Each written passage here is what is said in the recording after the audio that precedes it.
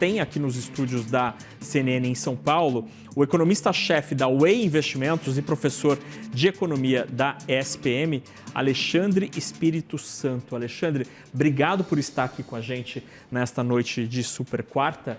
Queria te ouvir. Qual a tua primeira leitura deste comunicado?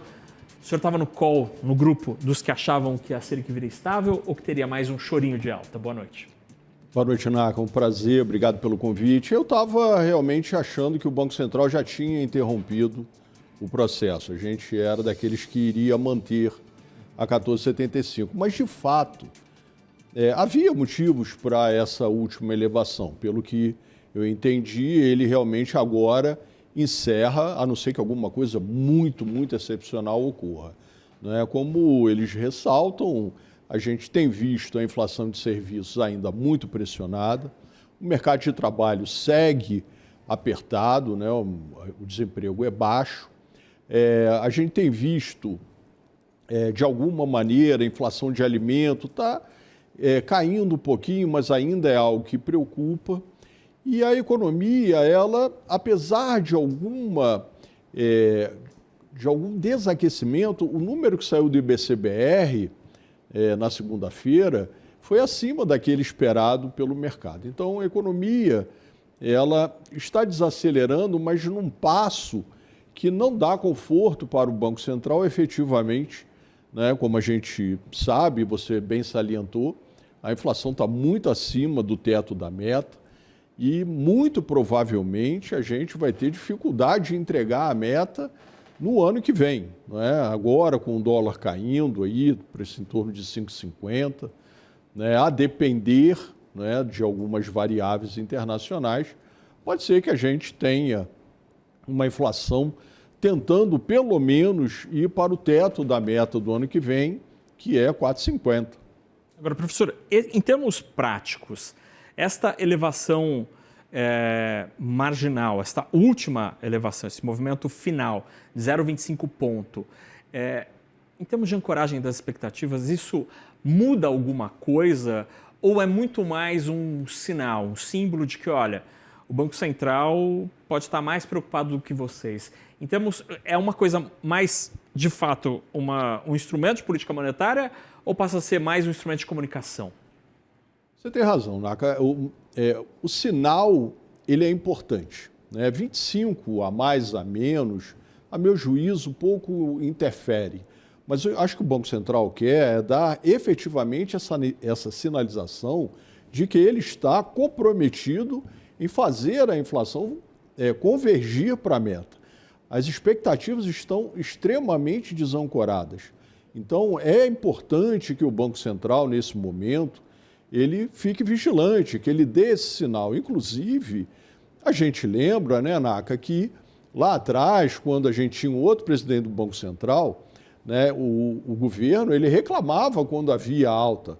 E agora, com a nova diretoria, com o presidente colocado lá pelo presidente Lula, ele está fazendo o trabalho, porque é importante a gente entender, e a sociedade entender, que o Banco Central ele tem essa autonomia, porque o grande problema é que a gente tem um descompasso, Naka, entre a política fiscal e a política monetária.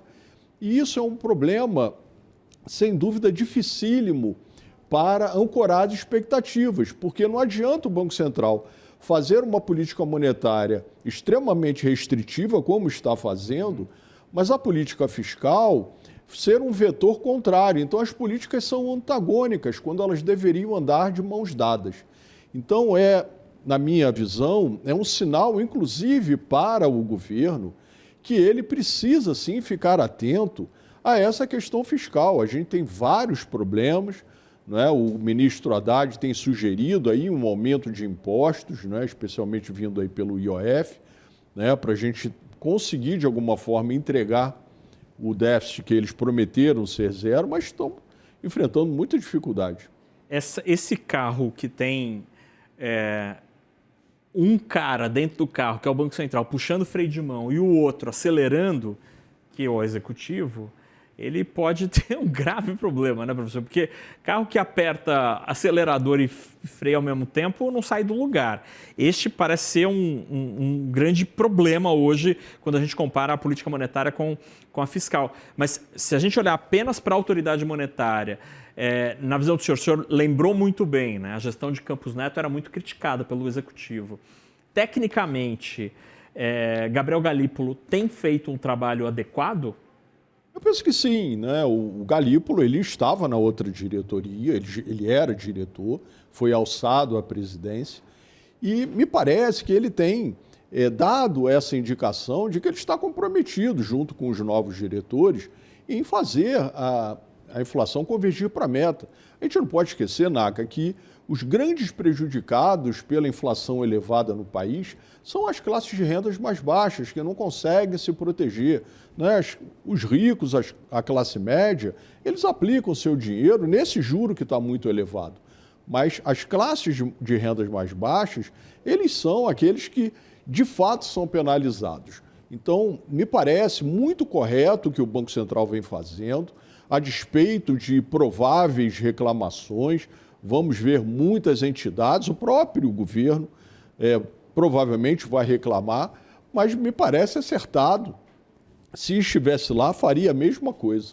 E este esforço bastante forte, do ponto de vista da política monetária, com juro bastante restritivo, 15%, quando ele vai ser suficiente, ou quando ele vai ter efeitos práticos para levar, de fato, a inflação à meta? Essa é uma ótima pergunta, porque realmente a política está bem apertada, não é? Se supusermos que a inflação vai ficar em torno de 5%, com um juro em 15%, a gente está falando de um juro real acima da inflação em torno de 10%, que é bastante juro em qualquer lugar do mundo. Então, o que me parece é que o Banco Central ele está na expectativa de que o governo sinalize com o fiscal melhor a partir do ano que vem. Não é? A gente sabe que ano que vem é um ano difícil, porque temos eleições. Em ano eleitoral no nosso país, em geral, os governos tendem a gastar, mas aí nós vamos ter esse problema que você bem mencionou. Um está freando, o outro está acelerando. E no final, o que vai ocorrer? A gente cai num problema que é de um esfriamento da economia, mas a inflação não converge para a meta. E aí a gente acaba tendo um país com menor crescimento e inflação alta, que é o pior dos mundos.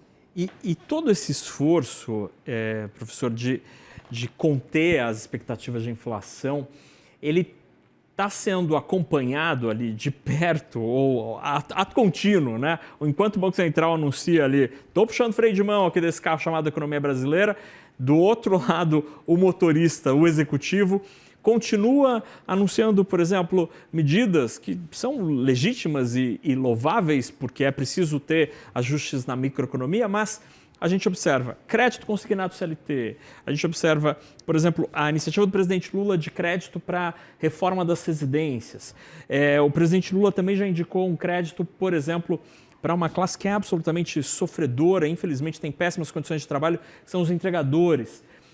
São causas legítimas, absolutamente inquestionáveis, mas, ao mesmo tempo, tudo isso vem como num momento em que a economia, em tese, deveria estar esfriando para conter a inflação.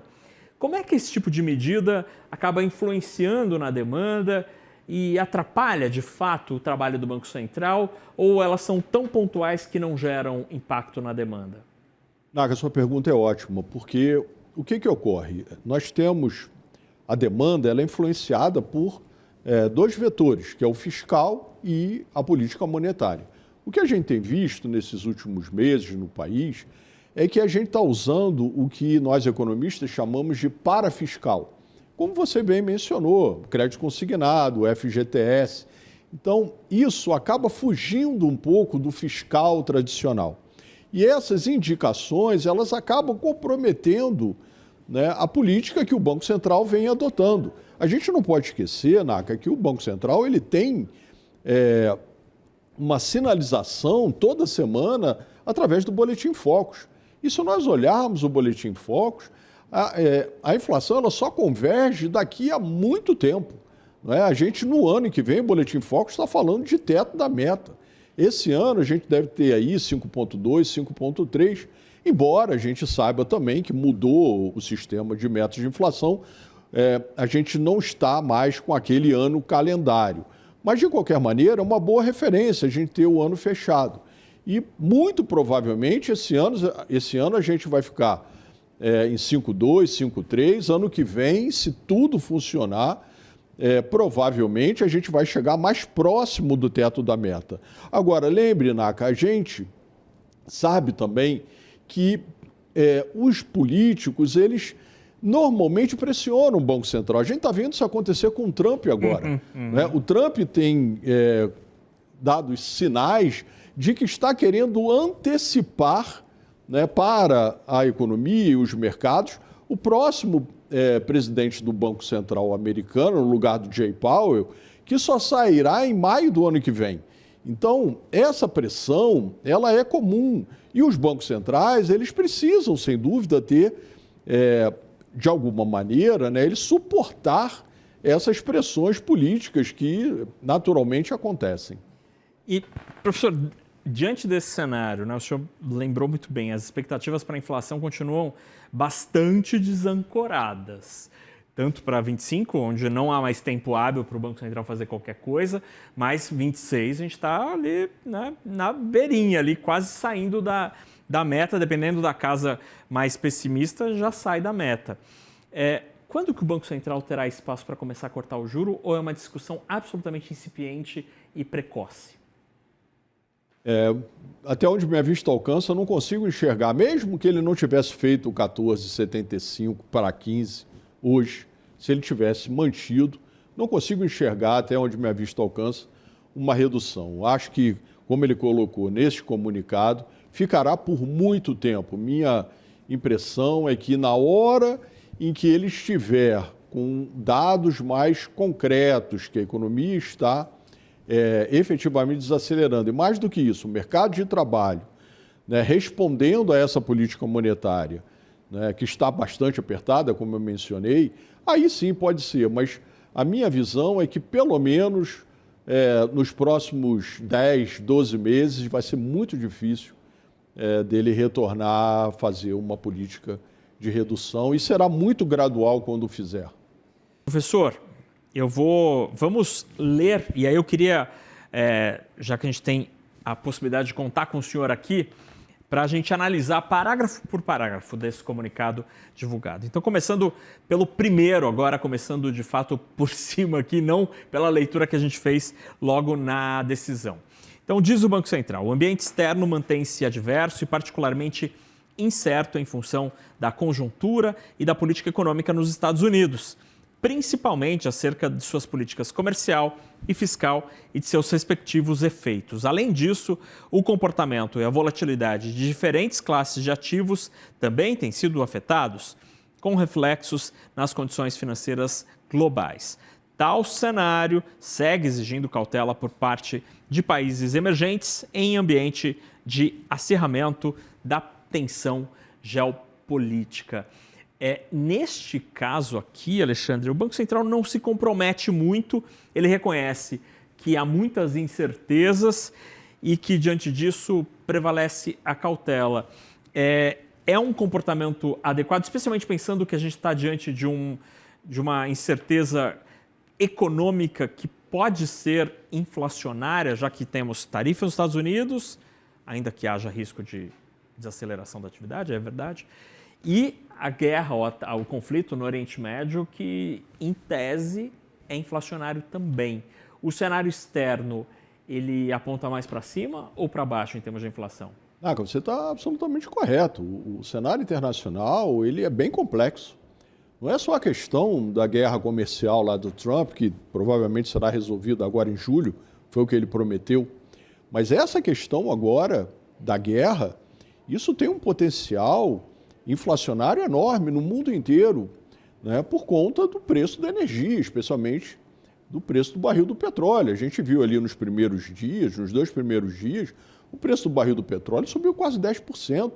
não é? A gente está falando de uma área, de uma região que ela é por onde circula 25%, 30% do petróleo produzido no mundo ali, o Estreito de Hormuz. Não é? Imagina se o Irã, por algum motivo, se ele fecha o Estreito de Hormuz, o preço do petróleo, do barril do petróleo, vai acima de $100, né? E isso será muito inflacionário. Então, o Banco Central, ele, neste momento, ele não tem condições de avaliar, mas ele precisa sinalizar. A questão internacional, ela tem que estar no radar do Banco Central. Não pode ser algo que a gente, vamos ver depois. Ele precisa salientar, e como ele bem colocou, isso afeta muito fortemente os países emergentes. A gente tem visto, Naka, nesses últimos meses, uma queda do dólar, o real tem se valorizado, né, uma das principais moedas em relação a emergentes. Então, o Brasil ele está se beneficiando de uma realocação do portfólio global. E, em caso de uma guerra, e tomara que não aconteça, essa realocação ela será interrompida.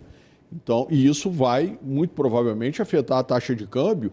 E a taxa de câmbio é uma variável importantíssima para o Banco Central. Ela colabora, não é, para a gente ter uma inflação cadente olhando a médio prazo. Ou seja, essa reorganização dos fluxos de capital tem sido direcionada, pelo menos parte dela, para mercados emergentes. E essa valorização da nossa moeda, né, o dólar está mais barato aqui no Brasil, ajuda o Banco Central. Se o Banco Central fosse menos prudente, ele poderia cantar a vitória nessa história, mas não, ele opta por um discurso mais cauteloso nessa frente. Perfeito. O Banco Central se mostrou extremamente conservador, né? Olhando sob essa ótica, como a gente comentou ainda há pouco, isso é muito positivo. Ele está querendo efetivamente sinalizar para todos, inclusive para o próprio governo, que ele ficará atento e vigilante e trabalhará para que a inflação convirja para a meta. É preciso aplaudir o Banco Central sob essa ótica. Lhe é dado um mandato, a sociedade dá um mandato para o Banco Central, e ele tem que cumprir. Infelizmente, a gente sabe que quando tomamos remédio, sempre tem um efeito colateral.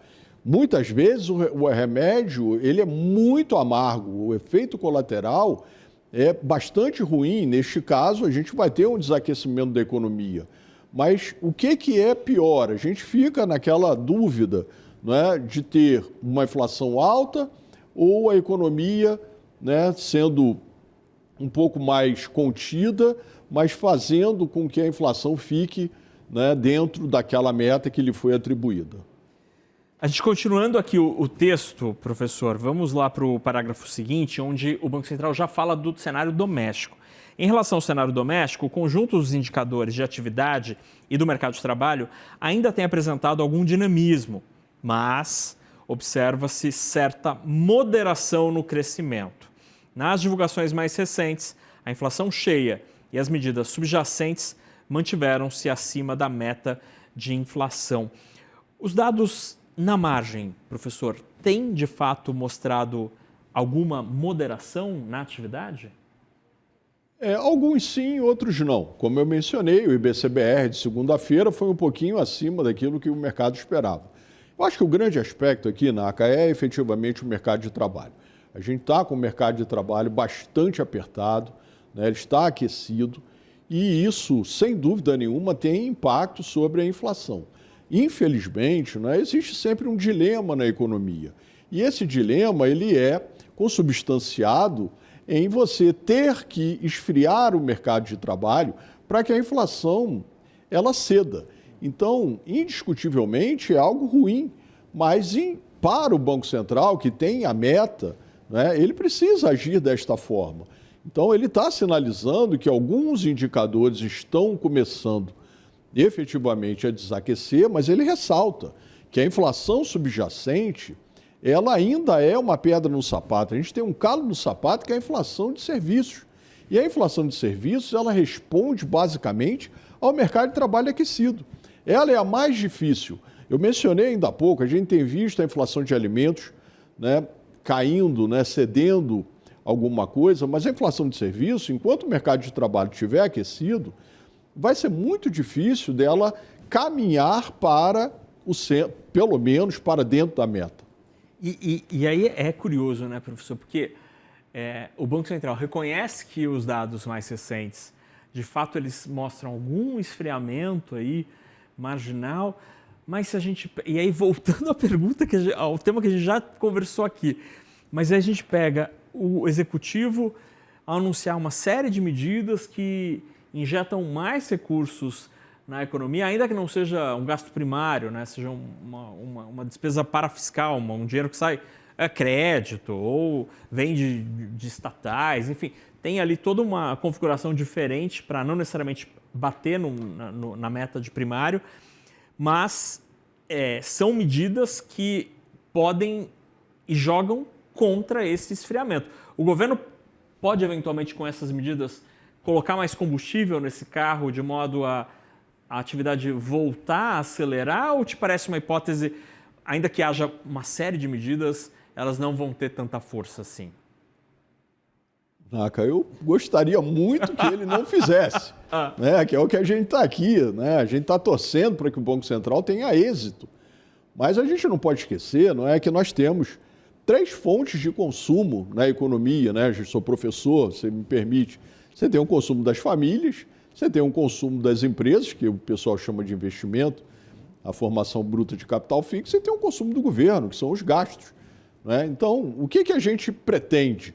Quando a gente sobe o juro, o Banco Central pretende esfriar o consumo do setor privado, que é o consumo das famílias e o investimento das empresas. Mas ele não consegue esfriar o consumo do governo. O consumo do governo tem que partir, né, dos ministérios, né? Tem que partir de um esforço político, né, de se convencer que é importante, né, nós termos um fiscal mais regrado para que aí sim possamos, né, ter a inflação convergindo para a meta.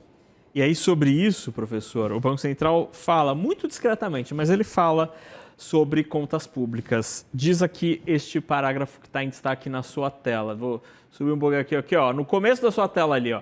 O comitê segue acompanhando com... Eita, que saiu aqui. Peraí, vamos descer. Aqui, pronto. O comitê segue acompanhando com atenção como os desenvolvimentos da política fiscal impactam a política monetária e os ativos financeiros. O cenário segue sendo marcado por expectativas desancoradas, projeções de inflação elevadas, resiliência na atividade econômica e pressões no mercado de trabalho. Para assegurar a convergência da inflação à meta, em um ambiente de expectativas desancoradas, exige-se uma política monetária em patamar significativamente contracionista por período bastante prolongado. Será que a gente vai ter queda do juro em 2026, professor?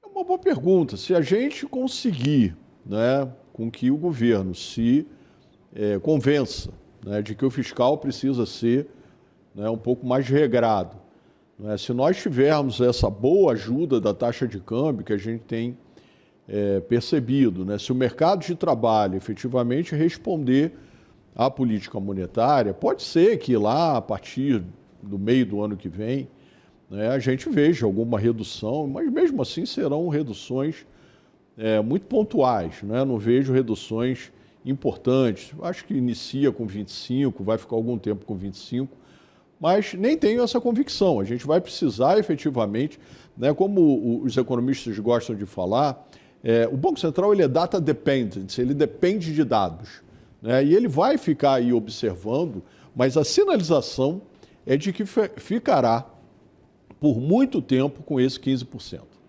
E a partir de agora, que tipo de dado o Banco Central passa a olhar com lupa? Quais são os números que poderão dar segurança ou gerar insegurança sobre os próximos passos? São muitos, os indicadores antecedentes, eles são muito importantes, né? Mas o mercado de trabalho, sem dúvida, é aquele que pelo menos eu ficarei, né, tentando, né, observar se efetivamente está tendo uma mudança. Minha percepção é que a partir do do quarto trimestre, nós vamos ver a economia já bastante desaquecida, né? Nossa projeção lá na UEI, por exemplo, é de um crescimento esse ano em torno de 2%, e no ano que vem pode ser, inclusive, que a gente nem consiga fazer os 2%, né? Porque a política monetária, ela sem dúvida, né, ela será um vetor muito contrário a crescimento, né? E esse é um ponto muito importante, Naka, que a gente não pode esquecer. Ano que vem é ano eleitoral. Ano eleitoral, em qualquer país do mundo, há uma pressão política por mais gasto. E isso vai ser um problema. Eu quero ver como o Banco Central vai se portar, né? Porque nesse momento ele está tendo um comportamento extraordinário, né? Que muitos duvidavam que o Banco Central do governo Lula, né, colocado pelo presidente, que ele fosse ter essa autonomia como ele está tendo. E nesse aspecto, aplausos, é louvável, porque ele está fazendo o trabalho dele, o trabalho que foi lhe dado, né, como a sua obrigação, que é entregar a inflação dentro da meta para todos nós, para a sociedade. No comunicado aqui divulgado, professor, tem um trecho aqui que está chamando a atenção de alguns economistas, que é ao final desta frase aqui. Parece um pouco, talvez seja um pouco livro-texto, mas eu queria ouvir o senhor. Diz o comitê aqui, diz o BC. O comitê... Vixe Maria, esse negócio do Zoom aqui tá.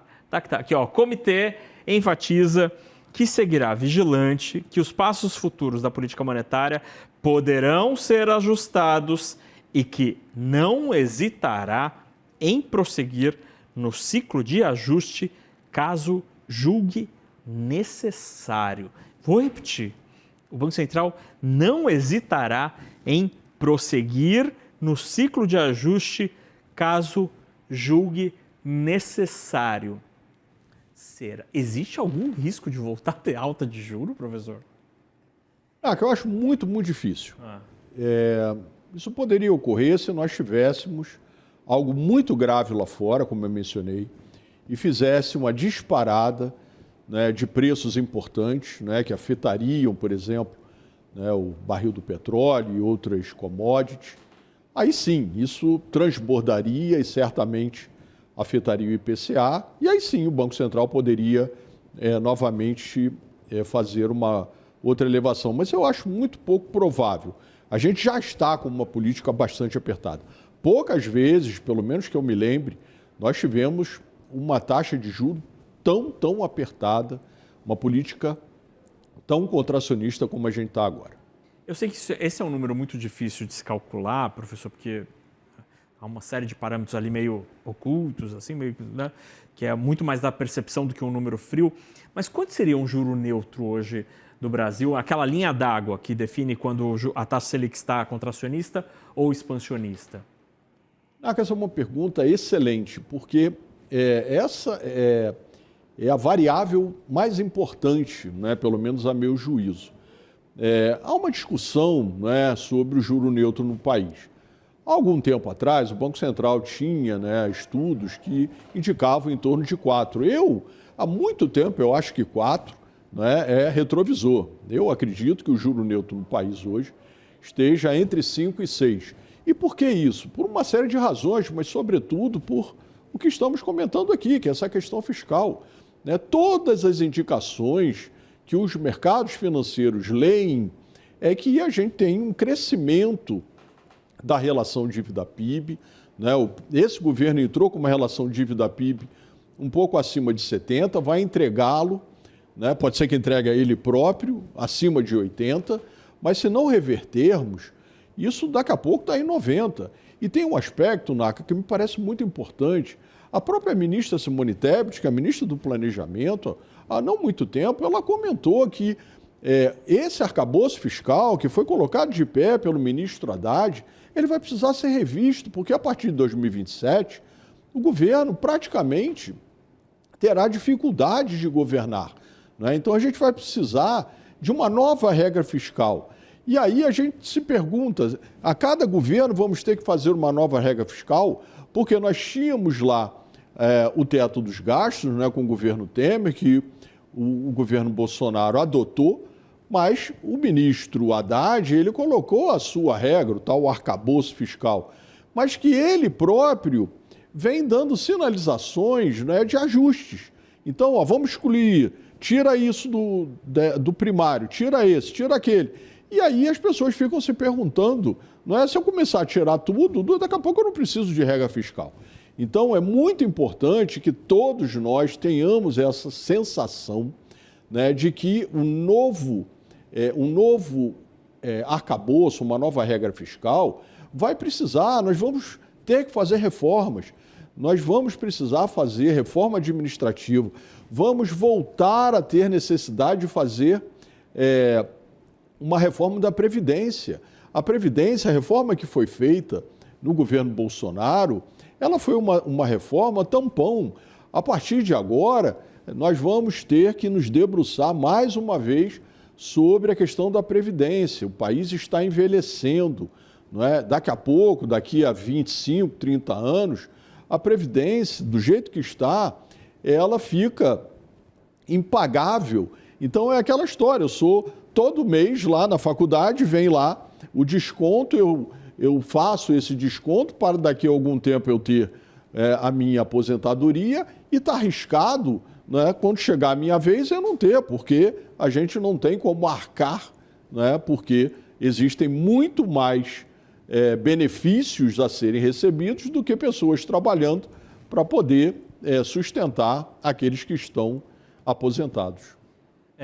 Esse debate da reforma da Previdência me parece interessantíssimo, porque a origem, né, professor, é uma notícia boa, né? Estamos vivendo mais, né? Então nós temos condição de ficarmos mais velhos por mais tempo. Que bom, porque a ciência se desenvolveu, a saúde nos dá condições melhores, e o Brasil hoje é melhor do que era 10, 20, 30 anos atrás em termos de saneamento, de condições de saúde, mas no número frio ali na tabela, a conta não fecha, né? A conta não fecha. E em que situação o senhor acha que isso poderia vir a ser debatido? Só depois das eleições do ano que vem? Será que este vai ser... Porque é um tema muito impopular, falar em nova reforma da Previdência. É muito impopular, por exemplo, falar em desvinculação do imposto de renda. É muito impopular falar de desvinculação das gastos obrigatórios para saúde e educação. Quando é que o Brasil vai ter maturidade para discutir isso, professor? Naca, infelizmente, ano que vem não vamos fazer nada disso. Ano eleitoral, a chance, a meu juízo, é zero. Agora tem um ponto, um aspecto que me parece muito relevante, que tem a ver com a questão da Previdência. Nosso país, tradicionalmente, isso é histórico, nós temos uma baixa formação de poupança. O país poupa em torno de 15%, 16% do PIB, enquanto outros países, como a China, Índia, os números são próximos de 40%. E aí a gente não pode esquecer que há muito pouco tempo atrás, né, o governo, através, né, da equipe econômica, ela sugeriu o IOF sobre um produto que tem a ver com a Previdência, que é o VGBL. E aí, nesse aspecto, a gente está dando um tiro no pé, porque se a gente precisa incentivar a formação de poupança a longo prazo, como é que nós vamos taxar um produto, né, que auxilia nessa melhora, eventual melhora? Então, esse para mim é um grande ponto. Naca, o país, nós que trabalhamos, né, nós entregamos 1/3 da nossa renda, em torno disso, em impostos. Né? Eu falo lá para os meus alunos, né, eu dei aula até maio somente para pagar impostos. A partir de junho é que o dinheiro vem para mim. Então são 5 meses, praticamente 5 meses, que nós trabalhamos para pagar impostos. E se você olha isso em outros países, essa conta é muito mais favorável. Você pode dizer, não, mas lá na Dinamarca, né, eventualmente lá nos países lá de cima, você tem um valor que é muito substancial, perto de 50%, mas eles não precisam pagar plano de saúde, eles não precisam pagar escola particular, eles não precisam andar de carro blindado, porque eles têm uma retribuição, né, dessa carga tributária ali perto de 50%. Nós, infelizmente, pagamos, né, 33%, 34% de impostos E muitas vezes ficamos dependentes, não é, desses serviços que, infelizmente, o governo não consegue nos entregar. Professor, observando aqui a primeira reação dos economistas, de algumas casas, existe uma leitura aí de que o Banco Central foi mais hawkish, foi mais duro do que muita gente esperava. Será que o Banco Central está observando alguma coisa que os economistas não estão conseguindo? Ou será que seria apenas e tão somente uma cautela, um conservadorismo da diretoria do Banco Central? Assim, a princípio, me parece que ele está querendo, né, enfatizar o seu compromisso em entregar a inflação na meta. E, ao mesmo tempo, como ele percebe, e isso está na ata, né, que o fiscal, a gente está tergiversando no fiscal há muito tempo. Então, ele está dizendo o seguinte, olha, estou vigilante e vou agir. Enquanto eu não perceber que a inflação está convergindo, ficarei atento e vou atuar. Essa, para mim, essa leitura mais hawkish, ela passa um pouco por essa sinalização, esse comprometimento que o Banco Central tem em entregar a meta. Professor, a gente tem uma telinha aqui com a evolução da taxa Selic ao longo dos últimos anos e acho que a gente tem aí, Vitor, né, o gráfico com a taxa Selic. E aí eu queria ouvir um pouco o senhor sobre a oscilação, a trajetória. Essa é a tela que era até agora há pouco, era até às 18 horas e 30 minutos. Mas para a gente ter uma avaliação sobre quando a gente pode voltar a ter um cenário como aquele do passado, onde nós tivemos... Olha, então aí, professor, nós tivemos ali em 2020 um momento totalmente, talvez, fora da curva, né? O Brasil teve juros de 2%. Me sentia na Noruega, assim, com esse juro. Sorte de quem comprou casa própria nessa época. Sorte de quem tomou dinheiro emprestado nesse período. Porque aí depois passou a pandemia, felizmente veio a vacina, o mundo voltou a viver mais próximo da normalidade, a inflação voltou, a atividade cresceu e a gente teve essa escada, essa longa escada até o juro de 13,75%. Aí tivemos um alívio ali em 23, 22 ali, o juro começa a cair, vai para 10,50, mas voltamos a subir nessa mesma escadinha. Olhando esses números, parece muito mais que o Brasil é um país de juro de 2 dígitos do que de 1. Essa observação tá certa, professor. A gente é um país que nasceu para ter juro de 2 dígitos, nominal pelo menos? Infelizmente, penso que sim. Quais são as razões que nos levam a ter um juro tão elevado? Não é só a questão da inflação. A inflação é aquilo que a gente percebe, é o termômetro, imediatamente. O termômetro pega, né? Exatamente. Porém, o que nos faz ter um juro tão elevado? Se o país ele gasta mais do que ele arrecada, e aí é que nem na sua casa, se você faz um déficit, você precisa se endividar. À medida em que você vai se endividar, como se faz esse endividamento? O Tesouro Nacional ele vai vender títulos, né, para que nós que temos poupança financiemos ele.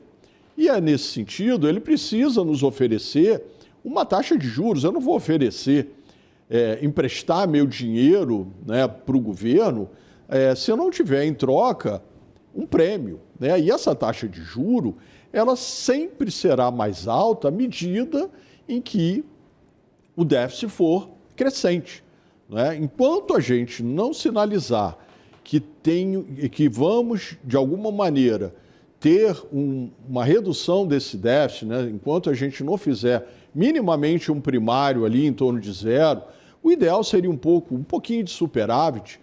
É difícil da gente ver. E tem um outro aspecto, não é só por conta disso. É porque, nesse momento, por exemplo, a gente não consegue mais ver o investimento direto das empresas estrangeiras financiando a conta corrente.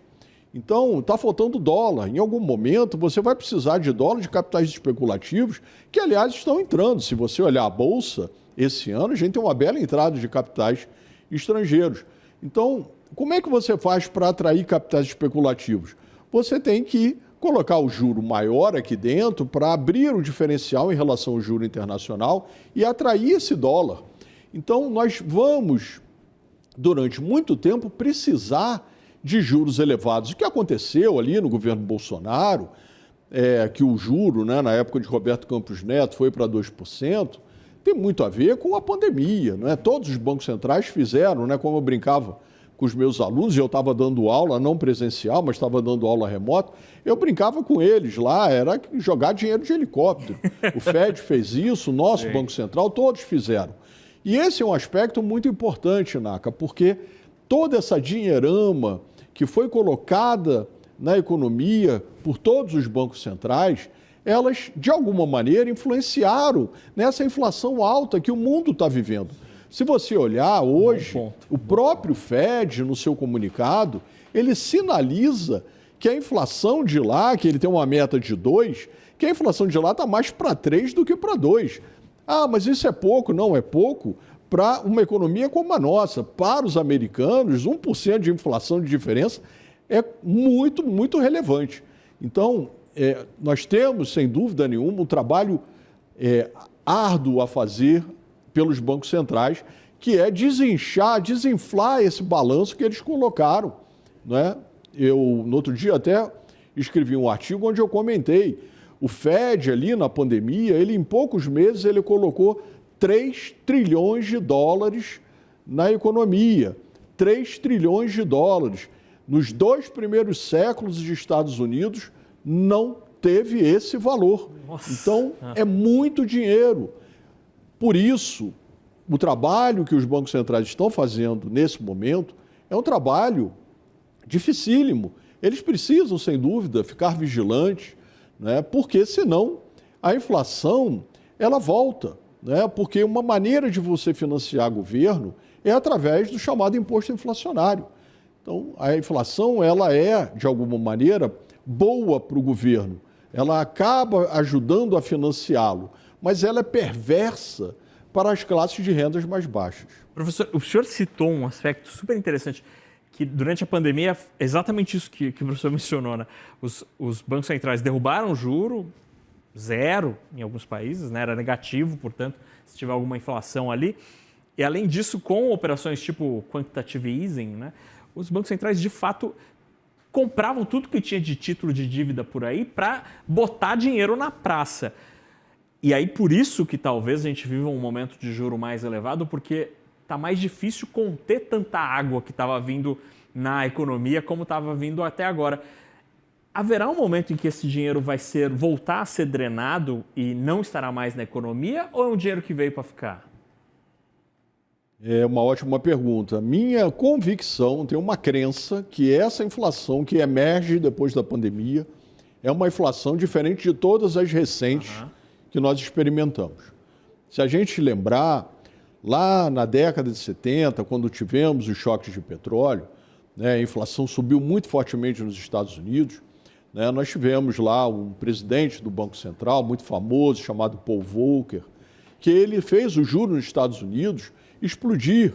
Não é? O que nós estamos vendo nesse momento é um Fed indeciso. Né? Se a gente olhar hoje a decisão do Fed, ele sugere, através do dot plot, dos pontinhos, não é, uma queda de 25 ou 50 pontos. Me parece muito complexo se a gente imaginar, como ele próprio está dizendo, que a inflação está mais para 3. Agora, o ponto é que o Donald Trump ele está lá pressionando. E o que vai acontecer? Se o Trump chegar e colocar um economista, né, que, de alguma maneira, ceda e, de alguma forma, que eu não sei como seria, ele cai a inflação na marra, o juro na marra, e isso vai causar um tremendo incômodo aos mercados financeiros. A gente não pode esquecer, Naka, que os mercados financeiros eles estão inebriados, né, por esse dinheiro de helicóptero. Todas as bolsas no mundo estão na máxima histórica. A nossa agora também está. Ontem aconteceu algo que eu, nesses quase 40 anos de mercado financeiro que eu tenho, eu nunca vi. Né? A gente está, infelizmente, presenciando algo muito, muito sério, grave, né, que é essa guerra entre Iraque e Irã. E a gente viu a Bolsa do Iraque, de Israel, desculpa. A Bolsa de Israel ontem, ela bateu sua máxima histórica e tinha uma fotografia de vários mísseis caindo sobre Israel. Como uma bolsa de valores pode estar na máxima histórica num país, né, entranhado numa guerra que pode ser muito, muito severa. Então, o que me parece é que os mercados se acostumaram com muito dinheiro. Todavia, a minha leitura é que a taxa de juros, que antes era muito baixa, e a gente precisa lembrar lá da crise de 2008, os bancos centrais fizeram o mesmo trabalho, colocaram o juro muito lá embaixo, né? Agora, na pandemia, fizeram da mesma forma. Minha percepção é que isso não irá ocorrer mais. A taxa de juros, a partir de agora, doravante, ela é uma taxa que muda de patamar, um patamar acima daquele que a gente vinha trabalhando, e isso, em algum momento, vai se refletir sobre os ativos de risco. Ótima reflexão, ótima conversa. A gente conversou com Alexandre Espírito Santo, ele é economista-chefe da Way Investimentos e professor de economia da SPM. Professor, obrigado pela conversa, obrigado por estar aqui ao vivo nos estúdios da CNN em São Paulo. Boa noite. Obrigado, Naka. É sempre um prazer. Quando precisar, estarei aqui. Combinado.